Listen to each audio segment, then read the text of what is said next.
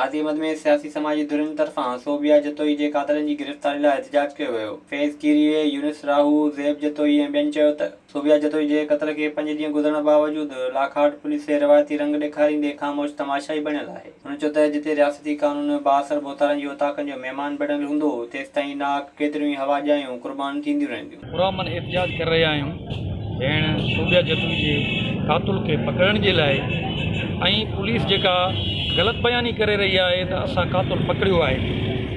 उन जो सबबु इहो आहे त हक़ीक़ी जवाबदार हिन पकड़ियो कोन्हे। लाखाट पुलिस जे हदनि जे अंदरि नंढा नंढा क्राइम रोज़ पिया अचनि। तव्हां साफ़िन खे इल्मु हूंदो ॼाण हूंदी सुध हूंदी उसे पासे माण्हू उहे नंढनि क्राइमनि ते कंट्रोल न करण सबबु वॾा वॾा क्राइम हुन जे लाइ उहे नंढा आहिनि। एसपी साहब चयो त गिरफ़्तार थी चुका आहिनि। स्टेटमेंट आहे मोटो उनजे प्योर क्लिप्स त उन्हनि चयो भई सभु कातिल अदी फलाणी फलाणी और तुंहिंजा गिरफ़्तार थी चुका आहिनि पंहिंजी डिस्ट्रिक्ट मां। सिर्फ़ु जेका अदी औरतूं आहिनि 7 बाई उन जो केस दाख़िल थी वियो आहे। गिरफ़्तार शायदि न थिया आहिनि उन जा। बाक़ी ॿिया वरी हिते आहे त ॿी ॻाल्हि ॿुधी आहे त इहो ग़लति आहे, इहो ग़लति आहे, हिन खे मां रिजेक्ट थी कयो। मां हिननि भाइरुनि सां गॾु आहियां। ज़िले इंतज़ामिया खां पुरज़ोर मुतालबो था कयूं त सोबिया जतोई जा क़ातिल फौरी तौर ते गिरफ़्तार कया वञनि।